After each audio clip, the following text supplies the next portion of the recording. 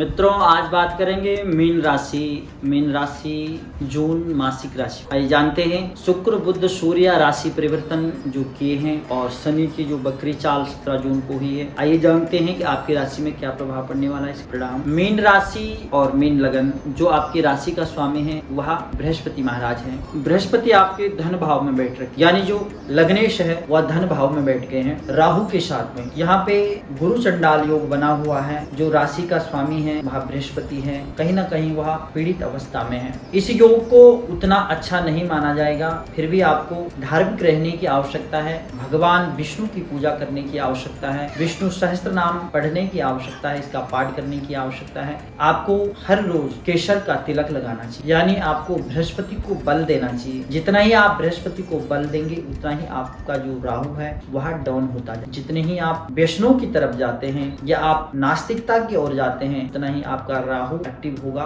और जिससे आपके मन में कई प्रकार के गलत विचार भी आ सकते। स्वास्थ्य की दृष्टि से भी देखा जाए तो आपको जो मोटापे से बढ़ाने वाला जो भोजन है, जो मोटापा बढ़ाता है, ऐसे भोजन से परहेज करने की आवश्यकता। आपके धन भाव की बात करते हैं, जो धनेश है वह मंगल है और मंगल स्वयं नीच अवस्था में है और धन भाव में आपका राहु और गुरु बैठ। राहु जब भी धन भाव में बैठता है या केतु बैठ जाता है तो कहीं ना कहीं अचानक लाभ और अचानक हानि की योग बना। कुछ दिन अच्छा समय चला, अच्छा पैसा आया, अच्छी इनकम हुई, लेकिन कुछ समय बाद, कुछ महीनों बाद ऐसी घटना घट जाती है कि जो हमने कई दिनों से अच्छी कमाई की थी, कुछ पूंजी बनाई थी, वो पैसा उसी में लग। इसलिए ऐसी समस्या आन खड़ी होती है। तो इसमें आपको उपाय के तौर पे बताता हूँ कि जो आपके पास धन आता, जो पैसा आता है, अगर आपके साथ या आपकी कुंडली में ऐसा योग बन रखा है तो अपना जो इनकम, जो पैसा आता है, मंथली आता, रोजाना का आता है, अपनी माता के पास दे दो, पत्नी के पास दे दो या पति के पास दे दो। मतलब अपने पास न रखो, उस पैसे को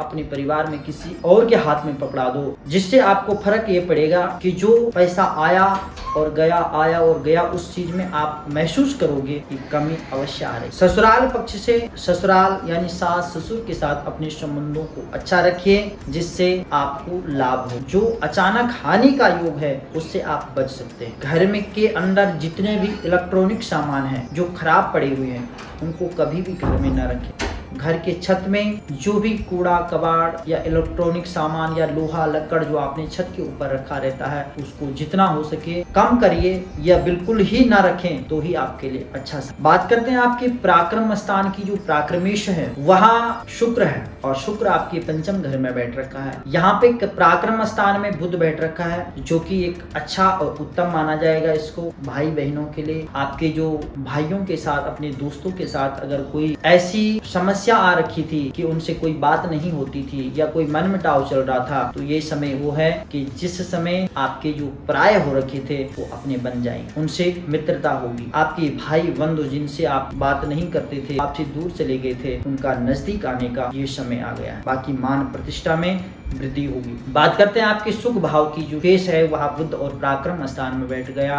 ये एक अच्छा योग है, अच्छा संयोग है। और पराक्रम, ये सुख भाव की बात करें तो सुख भाव में स्वयं सूर्य महाराज विराजमान है। यहाँ पे हृदय से संबंधित अगर कोई प्रॉब्लम आपको पहले से चल रही है तो ये आपकी बढ़ सकती। इस समय आपको हृदय से संबंधित जो रोगी हैं उनको अपने हेल्थ ध्यान रखने की आवश्यकता है। खास करके माता का भी ध्यान रखने की आवश्यकता है, क्योंकि मातृपक्ष में भी थोड़ा कष्टकारी साबित हो सकता है। बाकी सरकार से या सरकारी जो आपके कार्य हैं कोई अटके पड़े हुए हैं तो उन चीजों को बनने का पूरा योग है। कोई विघ्न बाधा नहीं आएगी और जो कोई रुके हुए थे तो अवश्य आप बनने की संभावना पूरी है। बात करते हैं आपकी पंचम भाव की। पंचम भाव में आपके शुक्र और मंगल बैठ। शुक्र का यहाँ पे होना कहीं ना कहीं आपके प्रेम संबंधों को बढ़ावा देना, ये एक योग है। लेकिन साथ ही साथ मंगल भी यहाँ पे नीच अवस्था में बैठा हुआ। यह स्थान विद्या के क्षेत्र में देखा जाता है, प्रेम के क्षेत्र में देखा जाता है, संतान पक्ष में देखा जाता है। कहीं ना कहीं संतान पक्ष हम इसको अच्छा उत्तम नहीं मानेंगे। संतान के साथ मनमुटाव हो सकता है, संतान आपसे दूर जा सकती है, ऐसा भी योग बन सकता है। प्रेम संबंध की बात करें तो शुक्र यहाँ पे अच्छी अवस्था में है पंचम घर में, लेकिन साथ में मंगल भी है। तो जो आपके प्रेम संबंध है कई दिनों से चल रहे हैं, कई सालों से चल रहे हैं, वहां पे मनमुटाव या विच्छेद, उसका दूर जाना ऐसा भी हो सकता है। विद्यार्थियों के लिए शुक्र और मंगल यहाँ पे नीच अवस्था में है। कहीं ना कहीं विद्यार्थियों के लिए भी यह पढ़ाई के लिए एक किस्म से बाधा कारक है। जो आप पढ़ाई करते आ रहे हैं 2 साल से 3 साल से, यहाँ पे आप कंफ्यूजन की स्थिति आ सकती है, आपका मन भटक सकता है, किसी और चीज में आपका मन लगता है कि मैं इस चीज को छोड़ देता हूँ, उस चीज में चला जाता हूँ, मेरा दोस्त उस कार्य को कर रहा, मैं भी उसी में चला जाता हूँ, मैं भी वही पढ़ाई कर ले, वो फलानी जगह पढ़ रहा तो हम भी वहीं चले जाते हैं। ऐसे कई प्रकार के विचार आ सकते हैं, लेकिन आपको स्थिरता रहने की आवश्यकता है।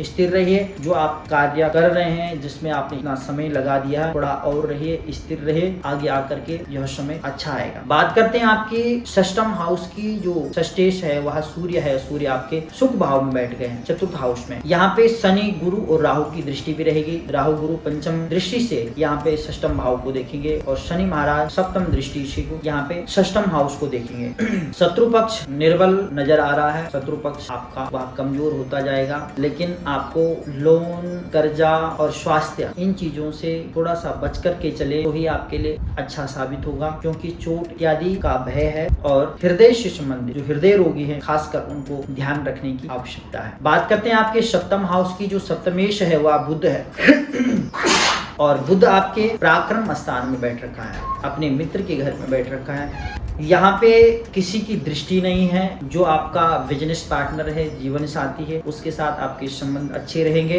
और कार्य भी अगर आपका पार्टनर्स में चल रहा है तो आपका बहुत अच्छा चलेगा। शिव जी की उपासना करने की आवश्यकता है अपने कार्य को गति देने के लिए, तेजी देने के लिए, उसमें आपको लाभ होगा। बात करते हैं आपके अष्टम भाव की। जो अष्टमेश है वह शुक्र है और शुक्र आपके पंचम घर में बैठ रखा है। यहाँ पे राहु गुरु की दृष्टि रहेगी और अष्टम में स्वयं केतु महाराज विराजमान है।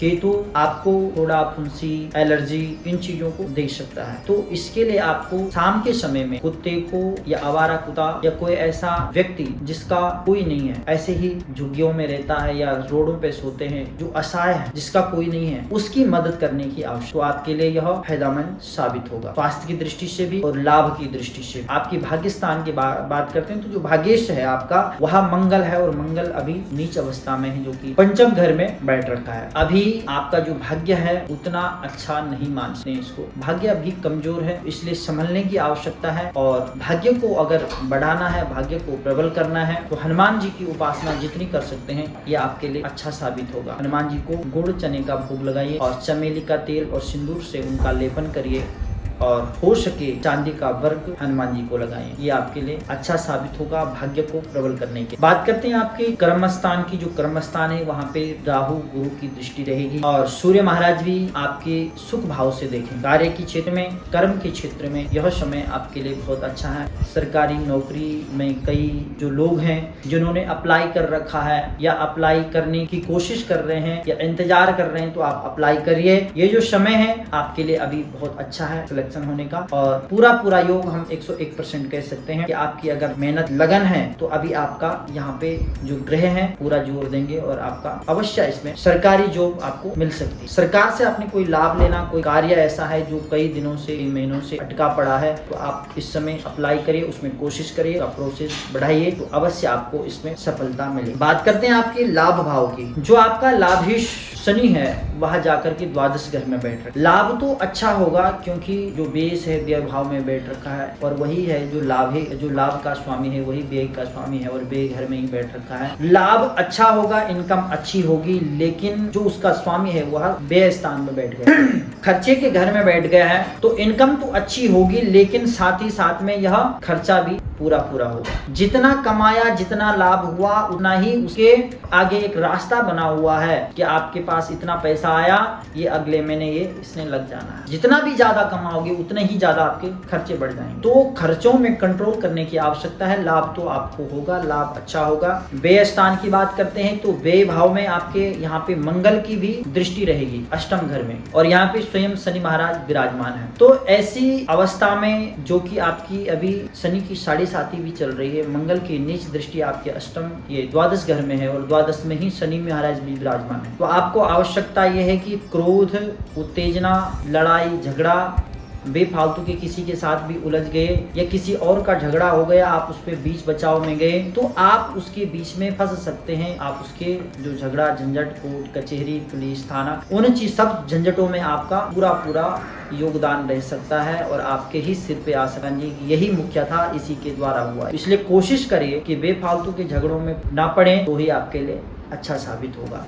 इसके लिए आपको मैंने बताया केसर का तिलक आप अवश्य लगाया करें, ये आपके लिए अच्छा और उत्तम रहेगा। हनुमान जी की उपासना करिए, हनुमान जी को चमेली का तेल, चांदी का वर्क, गुड़ चने का भोग, इन चीजों को आप करते रहें। आवारा कुत्तों को, असहायों की मदद करना, ये आपके लिए लाभकारी रहेगा। आपका यह महीना अच्छा रहे, उत्तम रहे, इन्हीं कामनाओं के साथ आज के लिए इतना ही। प्रणाम।